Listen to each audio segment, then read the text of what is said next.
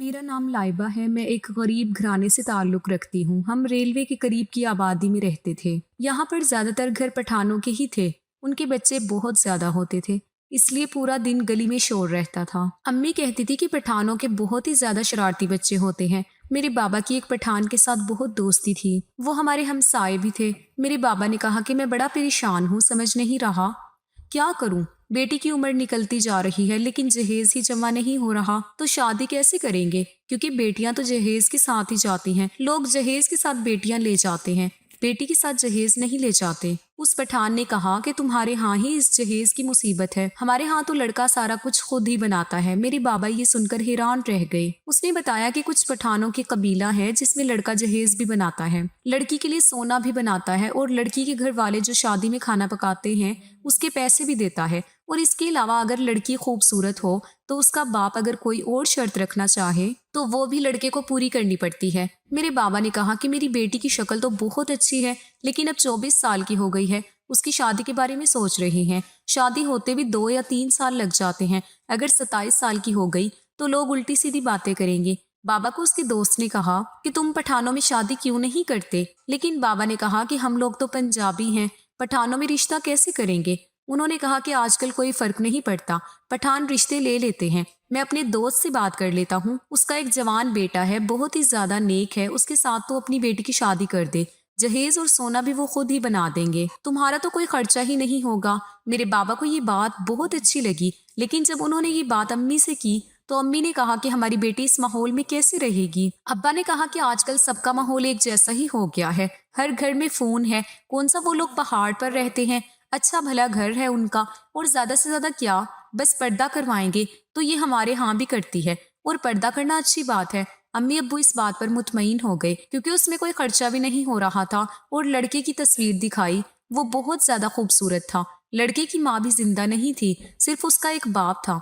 उन लोगों को शादी की जल्दी थी, क्योंकि घर में कोई औरत नहीं थी, इसीलिए उन्होंने कहा कि शादी 1 माह में ही हो जाए तो अच्छा है। उन लोगों ने कहा कि आप लिस्ट बना दें, आपको जो भी सामान चाहिए वो आप इसमें लिख दें, हम लड़की के लिए ये सारी चीजें ले लेंगे। हम लोग तो खुशी से निहाल हो गए। मेरे अब्बा ने लिस्ट में सब कुछ लिख दिया, उन लोगों को कोई मसला नहीं था। इसके अलावा उन्होंने कहा कि हम 4 तोले सोना पहना सकते हैं, इससे ज्यादा नहीं। हम लोग तो खुश हो गए, हमें तो लगा था कि वो 1 तोला भी पहना दे तो बड़ी बात है। वो तो 4 तोले सोना पहना रहे थे, और उन्होंने खाने के पैसे, जिसको वो वलीमा कह रहे थे, मेरे बाबा को 4 लाख रुपए भी दिए। इसके अलावा उन्होंने कहा कि इसके अलावा कोई आपकी शर्त है तो बताएं।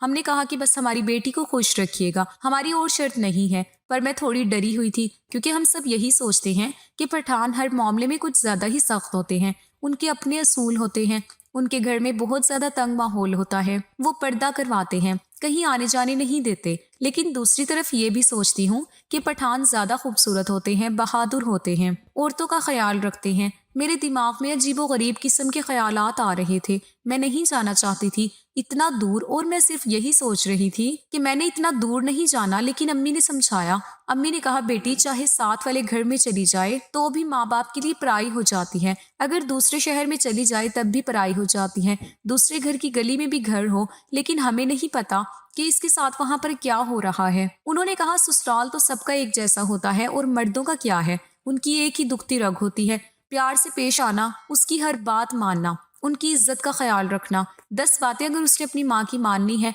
तो 5 बातें वो तुम्हारी भी मानेगा, सब कुछ ठीक हो जाएगा। मैं रुखसत होकर चली गई। मेरे लिए वाकई उन्होंने सारा सामान भी लिया था, घर भी अच्छा था, सब कुछ ठीक था, और मेरे शौहर भी बहुत ज्यादा खूबसूरत थे। उसका नाम साजिद था। 1-2 हफ्ते तो सुकून से गुजर गए, और एक दिन मैंने साजिद को एक अजीब काम करते हुए देखा। उसने चारपाई के नीचे अगरबत्ती लगा रखी थी। रात हो चुकी थी, सारे काम मैंने खत्म कर लिए थे। वो उस चारपाई पर थोड़ी देर के लिए बैठा था, ये तो उसकी रूटीन थी। वो रोज चारपाई के नीचे अगरबत्ती लगा देता था, जिसकी इतनी तेज खुशबू थी जो सीधी नाक में जा रही थी। मैंने कहा कि ये आप क्या कर रहे हैं? तो कहने लगे तू बाहर से आई है ना, तुझे अभी नहीं पता, ये रिवाज होता है, सोने से पहले चारपाई के नीचे एक खास अगरबत्ती लगाई जाती है ताकि कोई कीड़ा या मक्खी वगैरह ना आ जाए। मैंने कहा लेकिन इसकी इतनी तेज खुशबू है, ये हमारे ही दिमाग में जाएगी। साजिद ने कहा कि तुझे अभी ये खुशबू बुरी लगेगी, लेकिन इसकी बहुत जल्द तुझे आदत हो जाएगी। लाइबा, इसके बहुत फायदे हैं, इसको लगाने से नींद भी अच्छी आती है। अपने शोहर की दुखिया नौसी बातें सुनकर मैं बर्दाश्त करके लेट गई, لیکن تھوڑی دیر بعد ساجد نے کہا میرے تھوڑے پاؤں دبا دو۔ میں اسی سائڈ پر بیٹھی تھی جہاں اس نے اگربتی لگائی تھی اور وہ بدبو سیدھی میرے ناک میں جا رہی تھی۔ اس کے بعد وہ کہنے لگا ابا کی طبیعت خراب ہے، تھوڑا ان کے بھی پاؤں دبا دو، پھر آ کر سو جانا۔ میں نے کہا کہ ٹھیک ہے۔ میں سسر کے کمرے میں چلی گئی۔ میرا شوہر سامنے ہی بیٹھا ہوا تھا، اس لیے مجھے ڈرنے کی کیا ضرورت تھی۔ میں نے سسر کے پاؤں دبائے، لیکن اس کے بعد مجھے اچانک سے سر درد ہوا اور میں بے ہوش ہو گئی۔ پھر مجھے یاد ہی نہیں رہا کہ میرے ساتھ کیا ہوا۔ اگلی صبح آنکھ کھلی تو میں اپنے کمرے میں ہی تھی، لیکن مجھے کچھ یاد نہیں تھا۔ میں نے ساجد سے کہا کہ رات کو کیا ہوا تھا، تو اس نے کہا کہ تم بے ہوش ہو گئی تھی، اسی لیے میں تمہیں اٹھا کر کمرے میں لے آیا۔ اپنا خیال رکھا کرو۔ ساجد مجھ سے بہت محبت کرتا تھا، اپنے باپ کے ساتھ تو پشتو زبان میں ہی بات کرتا تھا، لیکن میرے ساتھ اردو بولتا تھا اور مجھے پتہ نہیں چلتا تھا وہ باپ بیٹا آپس میں کیا بات کر رہے ہیں۔ میں پریشان تو بہت رہی، لیکن مجھے ہر حال میں گزارا کرنا تھا، کیونکہ پہلے دن سے گھر میں میری شادی ایک مسئلہ بنی ہوئی تھی۔ میں نے تو امی ابو کو یہ کہتے ہوئے سنا کیا کریں، کہاں سے لائیں پیسے، ہم تو مصیبت میں پڑ گئے ہیں۔ یعنی وہ مصیبت مجھے ہی کہہ رہے تھے۔ واقعی بیٹیاں مصیبت بن جاتی ہیں، کیونکہ ان کے لیے جہیز بنانے پڑتے ہیں، لیکن یہاں ایسا رواج تھا کہ لڑکا خود ہی جہیز بناتا ہے۔ انہوں نے ساری چیزیں بنائی تھی، تو یہ تو بہت ہی اچھی بات ہے میرے لیے۔ واقعی انہوں نے ساری چیزیں بنائی تھی اور ساری چیزیں بہت اچھی تھی۔ جب بھی امی سے بات ہوتی تھی ان کو فون کر کے بتاتی تھی کہ میں خوش ہوں، سب کچھ ٹھیک ہے۔ لیکن اگلے دن پھر یہی ہوا۔ ساجد نے کہا ابو کے پاؤں دبا دو اور میں بے ہوش ہو جاتی۔ اب تو ہفتے میں 2-3 دفعہ میرے ساتھ ایسا ہو جاتا تھا۔ ساجد مجھے ڈاکٹر کے پاس لے کر نہیں جا رہا تھا، لیکن گھر میں ایک دائی کو لے آیا۔ اس نے کہا کہ کہیں تم حاملہ تو نہیں؟ میں نے کہا مجھے نہیں پتا۔ اس نے مجھے چیک کیا اور کہا ایسا تو کوئی مسئلہ نہیں ہے، لیکن لگتا ہے تم ادھر کے ماحول میں آ کر تھوڑی سی پریشان ہو گئی ہو، کچھ دن تک ٹھیک ہو جاؤ گی۔ یہاں کا پانی، مٹی، ہوا، یہاں کی خوراک سب کچھ تو مختلف ہے۔ اب تھوڑا ٹائم تو لگے گا تمہارے جسم کو سیٹ ہونے میں، اس لیے پریشان نہیں ہونا بیٹی۔ انہوں نے بڑے پیار سے مجھے سمجھایا۔ میں نے کہا کہ ٹھیک ہے، اور مجھے بھی ایسا ہی لگ رہا تھا کہ شاید یہی وجہ ہے، اسی لیے یہ سب کچھ ہو رہا ہے۔ لیکن ساجد میرے سسر کو آنکھوں ہی آنکھوں میں اشارہ کرتا تھا۔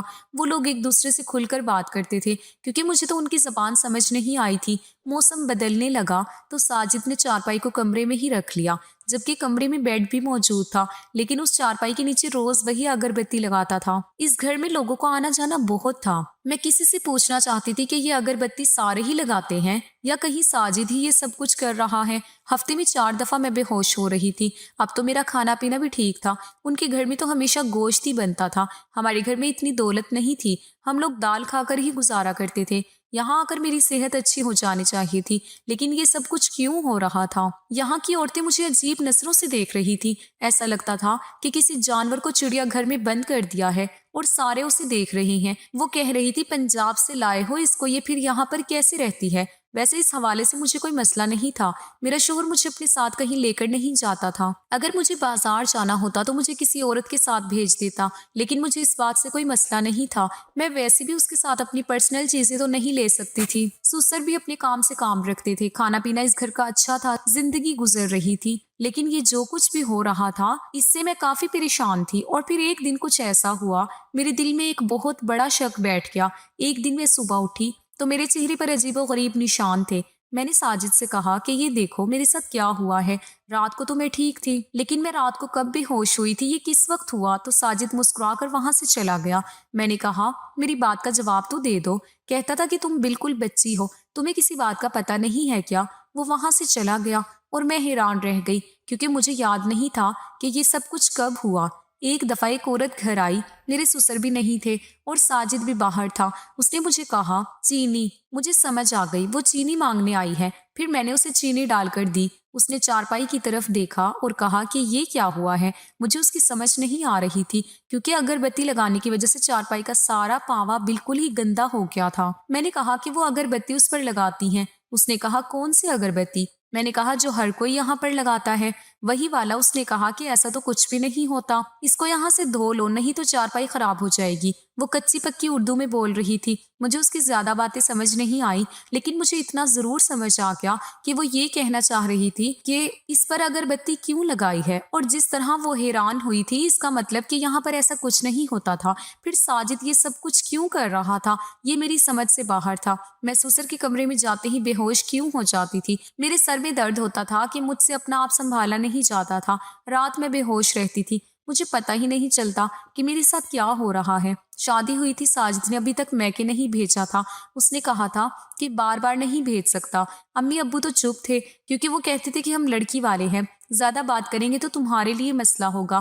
میرا بہت دل کر رہا تھا یہاں سے جانے کا، پر کوئی جانے نہیں دے رہا تھا۔ شادی کو 7 ماہ ہو گئے تھے۔ 7 ماہ میں انسان ایک چکر تو لگا ہی لیتا ہے۔ میں یہاں پر پریشان بھی بہت رہنے لگی تھی، لیکن پھر ساجد نے کہا کہ اتنی دور تمہارا گھر ہے، فی الحال میرے پاس کرائے کے پیسے نہیں ہیں، اگلے مہینے میں تمہیں لے جاؤں گا، پھر بے شک 2 مہینے تک رہنا، مجھے کوئی فرق نہیں پڑے گا۔ میں اس بات پر خوش ہو گئی کہ چلو دیر سے ہی صحیح، لیکن 2 مہینے کے لیے جاؤں گی، اور جانے سے پہلے مجھے یہ ضرور جاننا تھا کہ اس گھر میں کیا ہو رہا تھا۔ ایک دن ساجد سے کہا کہ میرا دل بہت گھبرا رہا ہے۔ اس نے کہا کہ ساتھ والی خالہ کے گھر چلی جاؤ۔ ان کے پاس گئی تو ان کی بہو پڑھی لکھی تھی، اس کے ساتھ تھوڑی بہت بات چیت بھی ہو گئی۔ اس نے کہا کہ کیسی ہو؟ تو میں نے کہا ٹھیک ہوں۔ اس نے کہا کہ اچھی بات ہے، تمہارا شوہر اپنے باپ پر نہیں گیا۔ میں نے کہا کیا مطلب ہے تمہارا؟ سسر بہت ہی ظالم آدمی ہے، ساری زندگی اپنی بیوی کو مارتا رہا، یہاں تک کہ مار مار کر اس کی جان لے لی۔ اس کی چیخوں کی آواز پورے محلے میں آتی تھی۔ میں سن کر حیران رہ گئی۔ میں نے کہا کہ میرا شوہر ایسا بالکل بھی نہیں ہے، اس طرح کی کوئی حرکت نہیں کرتا، جب سے آئی ہوں میرا بہت خیال رکھتا ہے، ہر بات مانتا ہے۔ اس نے کہا کہ اچھی بات ہے، ضروری نہیں ہے کہ اولاد باپ پر جائے۔ تمہارے شوہر کے حوالے سے ہم نے ابھی تک کوئی بات نہیں سنی، اس معاملے میں وہ اچھا ہے، بس اپنے گھر میں خوش رہو۔ میں نے کہا کہ میں بور ہو جاتی ہوں۔ اس نے کہا کہ جب بھی تمہارا دل کرے ادھر آ جایا کرو۔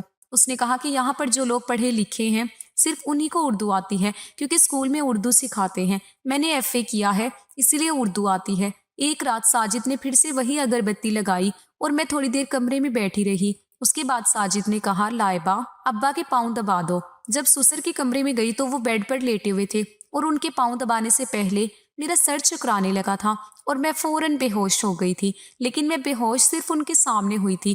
دراصل میں نے اپنی ناک میں روئی ڈالی تھی اور میں سانس لے رہی تھی۔ میں نے یہ پلان بنایا تھا اور میں دیکھنا چاہتی تھی کہ آگے کیا ہوتا ہے۔ جب ناک میں روئی ڈالی تو اس کی خوشبو سے بالکل بھی بے ہوش نہیں ہوئی۔ اس کا مطلب کہ میں بے ہوش اسی اگربتی کی وجہ سے ہی ہوتی تھی۔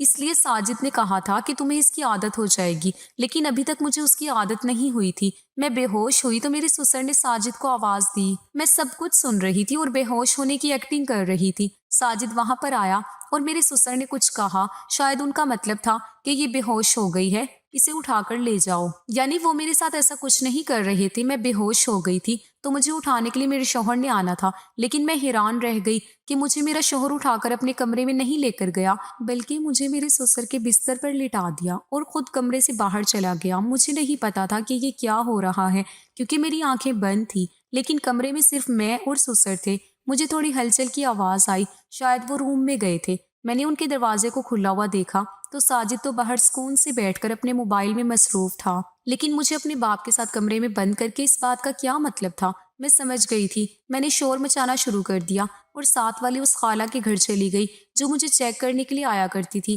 میں نے ان کو سب کچھ سچ بتا دیا۔ اس کی بہو کو میری زبان سمجھ آ رہی تھی۔ وہ لوگ حیران رہ گئے اور میں نے واپس جانے سے انکار کر دیا۔ وہیں سے فون کر کے اپنے ابا کو بلایا، ان سے کہا کہ جلدی آ جائیں، پر ان کو آتے ہی صبح ہو گئی۔ میرے ابا پولیس میں FIR کروانا چاہتے تھے، لیکن انہوں نے کہا کہ ادھر پولیس کی نہیں چلتی جہاں جرگہ ہوتا ہے۔ شام تک جرگہ بیٹھ گیا، مجھے وہاں پہ جانے کی اجازت نہیں تھی، لیکن میرے ابا آ گئے تھے اور انہوں نے جرگے میں جا کر سب کچھ بتا دیا تھا۔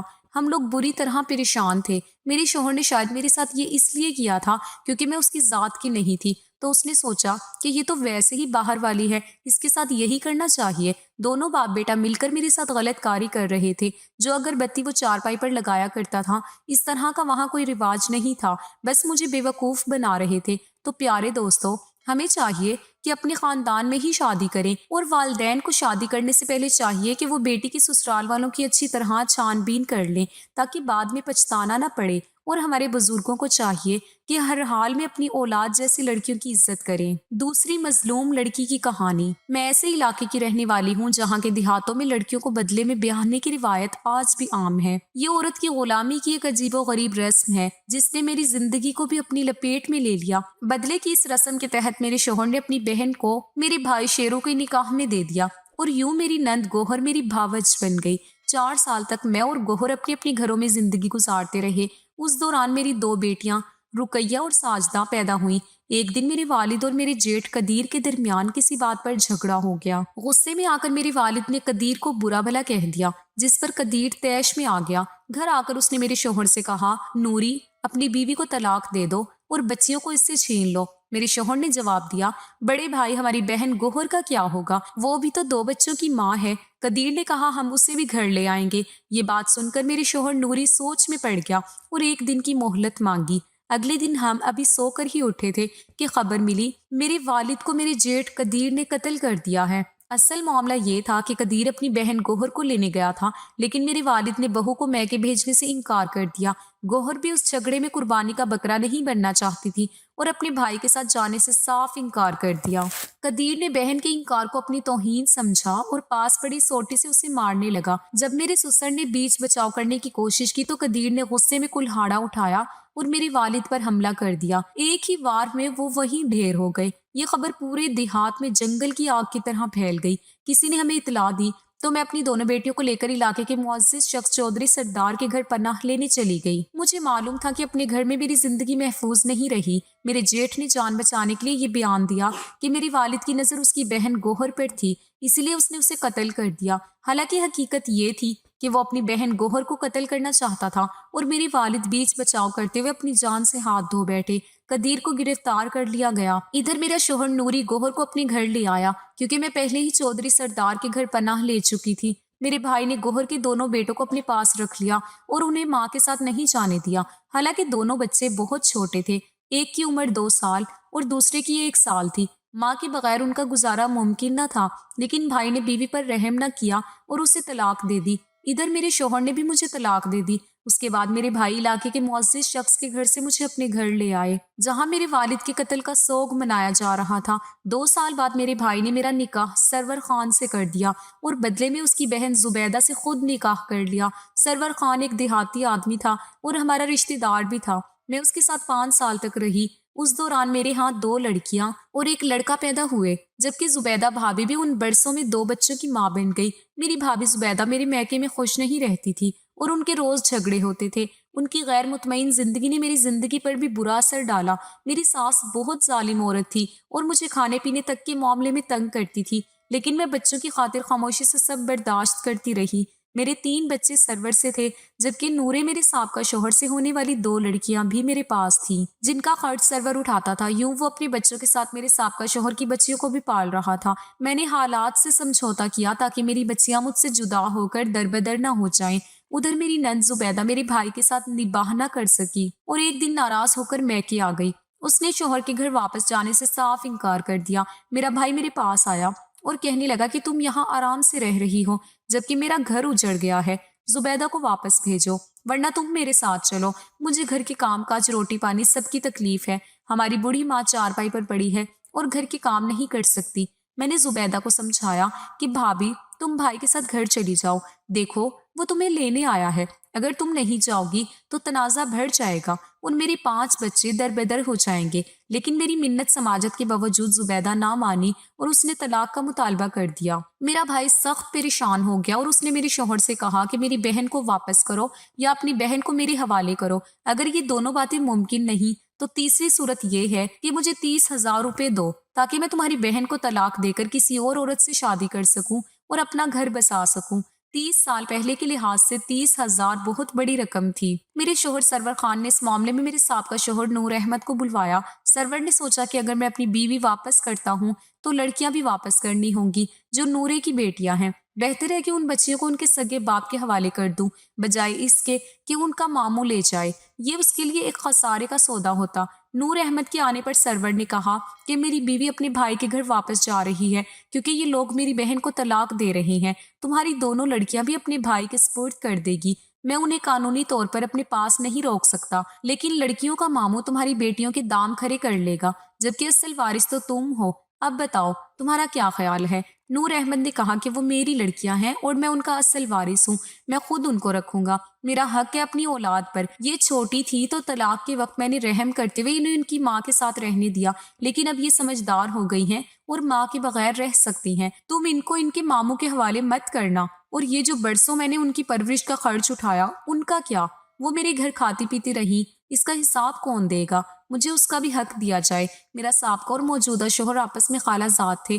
نورے نے سرور سے کہا کہ اگر تم میرا ساتھ دو اور میں بچیوں کو لینے میں کامیاب ہو جاؤں تو میں ابھی سے ان کا رشتہ رقم کی عوض طے کر دیتا ہوں۔ وہ رقم ہم آدھی آدھی بانٹ لیں گے اور یوں تمہارا انہیں اپنے پاس رکھنے اور ان کی پرورش کا احسان بھی ادا ہو جائے گا۔ سرور نے جواب دیا کہ یہ تجویز مجھے منظور ہے، تم بھی ان کے رشتے تلاش کرو، میں بھی دیکھتا ہوں۔ میری بیٹیاں بہت کم عمر تھی لیکن ان ظالموں نے رقم کے بدلے ان کے رشتے طے کرنے کی کوششیں شروع کر دیں۔ دیہات میں آج بھی یہ رواج عام ہے کہ اگر لڑکی کے بدلے لڑکی کا رشتہ نہ ملے تو رقم کے بدلے بیٹی کا رشتہ طے کر دیا جاتا ہے۔ سرور نے جلد ہی دونوں لڑکیوں کے لیے رشتے ڈھونڈ لیے اور نورے کو بلا کر کہا کہ ایک شخص لڑکی کے لیے 1,00,000 روپے دینے کو تیار ہے اور بچیوں کے رشتے میں 50,000 ہزار مانگ رہے ہیں۔ اب بتاؤ کیا ارادہ ہے؟ نورے نے کہا کہ مجھے یہ تجویز منظور ہے لیکن کسی کو کانوں کان خبر نہ ہو ورنہ لڑکیوں کا ماموں مسئلہ کھڑا کر دے گا۔ میری مانو تو تینوں کا سودا کر لو، پیسہ لے کر نکاح نامے پر دستخط کر دیتے ہیں۔ سالے کو بھی کچھ رقم دو گے تو بہتر رہے گا ورنہ وہ یہ سب نہیں ہونے دے گا۔ یوں سودا طے ہو گیا۔ میرا سابقہ شوہر، میرا بھائی اور موجودہ شوہر سرور تینوں نے مل کر ان لوگوں سے بات کی جنہوں نے رقم کی عوض تینوں کے رشتے قبول کیے تھے۔ معاملہ ایک ہوٹل میں بیٹھ کر طے ہوا اور وہ لوگ کچھ ایڈوانس رقم لے کر واپس آ گئے۔ اتفاق سے اس ہوٹل میں ایک ممبر اسمبلی بھی اپنے دوست کے ساتھ موجود تھا۔ اس نے ساری باتیں سن لی اور ہوٹل کے ایک ملازم کے ذریعے مجھے اطلاع بھجوائی کہ تمہارا اور تمہاری بیٹیوں کا سودا ہو چکا ہے۔ تمہارے بھائی کو بھی اس رقم سے 30,000 ملیں گے تاکہ وہ کوئی عورت خرید کر اپنے گھر لے آئے۔ لہٰذا بی بی تم جلدی بچیوں کو لے کر گھر سے نکل جاؤ کیونکہ تمہارا سگا بھائی بھی 30,000 کے لالچ میں تمہارے خلاف ہے۔ یہ اطلاع ملتے ہی میں نے وہی کیا جو پہلے کیا تھا۔ 5 بچوں سمیت اپنے علاقے کے معزز شخص کے گھر پناہ لینے چلی گئی۔ یہ وہی شخص تھا جسے ہم اپنے علاقے کا چودھری یا سردار کہتے تھے۔ انہوں نے کہا کہ بہن، میں اب تمہیں پناہ نہیں دے سکتا کیونکہ تمہارا دشمن ایک شخص نہیں بلکہ تمہارا سگا بھائی، سابقہ شوہر، موجودہ شوہر اور ان کے بھائی سب ایک ہو گئے ہیں۔ رقم کے لالچ میں یہ سب تمہارے خلاف ہیں۔ انہوں نے مزید کہا کہ اگر میں تمہیں پناہ دوں تو کس حیثیت سے دوں؟ تمہیں کسی نہ کسی وارث کے حوالے کرنا ہوگا۔ بہتر یہی ہے کہ تم ڈی سی صاحب کے روبرو پیش ہو جاؤ۔ بس یہی ایک طریقہ تمہارے تحفظ کے لیے باقی رہ گیا ہے۔ چودھری صاحب نے اسی وقت ایک ویگن کرائے پر لی اور مجھے بچوں سمیت بٹھا کر ڈپٹی کمشنر کے دفتر لے گئی۔ وہاں انہوں نے مجھے ڈی سی کے سامنے پیش کیا۔ ڈپٹی کمشنر نے مجھے دارالامان بھیج دیا۔ یوں میں اور میری بیٹیاں بکنے سے تو بچ گئی لیکن اب ان کا مستقبل کیا ہوگا؟ میں ہر وقت یہی سوچتی رہتی ہوں۔ لعل بی بی نے اپنے دوپٹے سے آنسو پوچھتے ہوئے اپنی بات ختم کی۔ ان دونوں میں بطور منتخب ممبر ضلع کونسل ہر ہفتے دارالامان کا دورہ کیا کرتی تھی۔ ضلع کی سبھی جیلوں، دارالامان اور اداروں میں اس قسم کی مظلوم عورتیں بچوں سمیت مقیم تھی۔ اس طرح کی کہانیاں جنہیں میں نے قلم بند کیا ہے، ان کے جیتے جاگتے کرداروں کو میں کبھی نہیں بھول سکتی۔